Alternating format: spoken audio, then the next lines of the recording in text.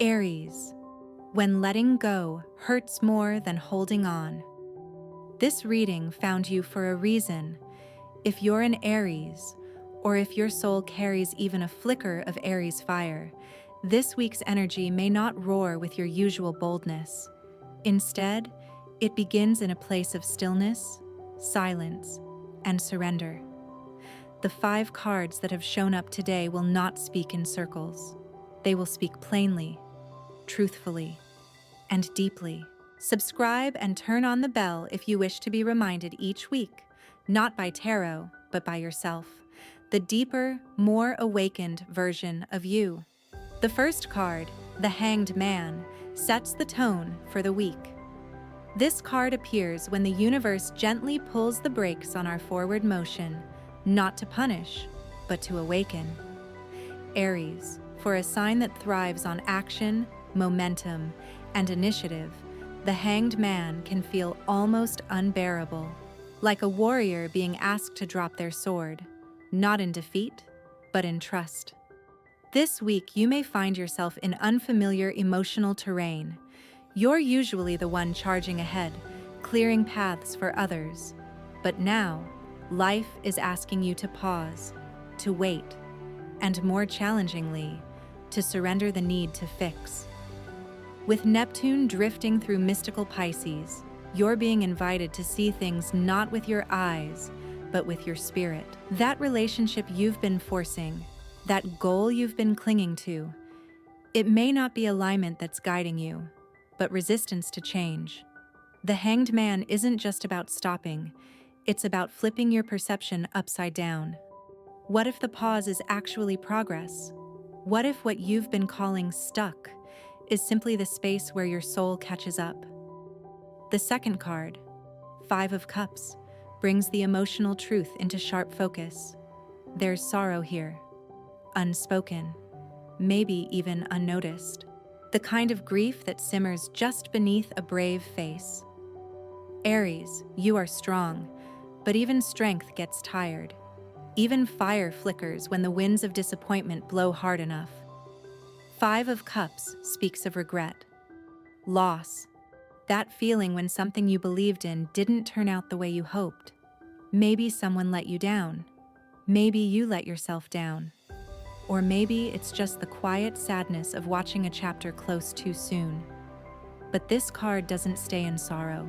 It offers a choice, to keep staring at what's gone, or to turn and see what still remains.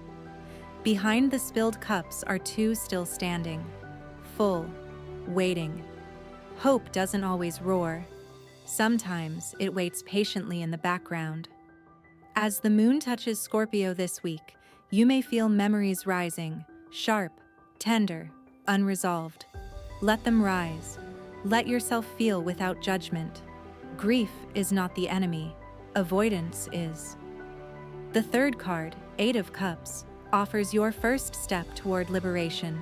This is the card of sacred leaving, of turning away from what no longer nourishes you, not out of bitterness, but because your spirit knows it's time. You've climbed mountains that once gave you pride, but now only echo with silence. Jupiter preparing to shift into Aries Gemini brings a gust of mental clarity. You may suddenly realize you've been loyal to an old version of yourself for far too long. It's time to update the story. Aries, you're not abandoning, you're evolving. 8 of Cups doesn't guarantee comfort, but it promises truth. And that truth might look like choosing silence over proving yourself, distance over drama, or peace over passion that burns you down. You may not know where you're going next, but you already know what you can no longer stay in. The fourth card, 5 of Wands, reveals the battlefield within. There may be external tension this week. Arguments, misunderstandings, dissonance. But more often, this card speaks to the chaos inside. Competing desires, doubts masked as logic, old stories telling you you're not enough unless you fight harder. Mars, your ruler, clashes with Pluto in the sky, bringing confrontation to the surface. You may feel restless, easily provoked. But this is not a call to war. It's a call to witness.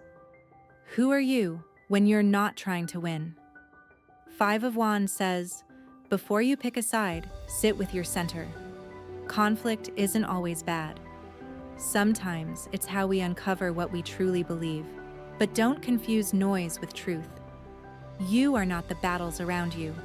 You are the stillness beneath them.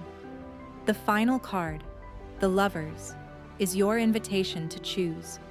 Often mistaken as a card only about romance, the Lovers speaks to something deeper. Alignment. This is the moment when your inner world asks you, gently but firmly, what do you really want? Not what you're expected to want, not what's convenient, but what your soul whispers about when no one's listening. This card signals a powerful fork in the road, one that asks you to choose love over fear, clarity over comfort, and truth, even if it shatters a few illusions. Mercury is now direct in Aries, restoring your voice and inner compass. It's time to choose not just a path, but a posture. Will you live in reaction or intention? And most importantly, will you choose yourself? Not the version others shaped, but the one you're still becoming? Aries, this week is not about big moves. It's about big awareness. From the stillness of the Hanged Man to the sorrow of the Five of Cups, to the bravery of walking away with the Eight, to the mirror of conflict in the Five of Wands, to the soul-altering choice of the Lovers. This is not just a reading. It is a rite of passage. You are not being asked to be perfect, only to be honest. You are not being asked to win, only to be real. And in that realness, you may just rediscover something ancient inside you. Courage not born of fire, but of truth. And if any part of this resonated with you, leave a comment below, not to confirm, but to anchor this moment as your own. I'll see you in future videos. Until then, may this week bring you the strength to release, the wisdom to reflect, and the love to choose again. With all my heart always.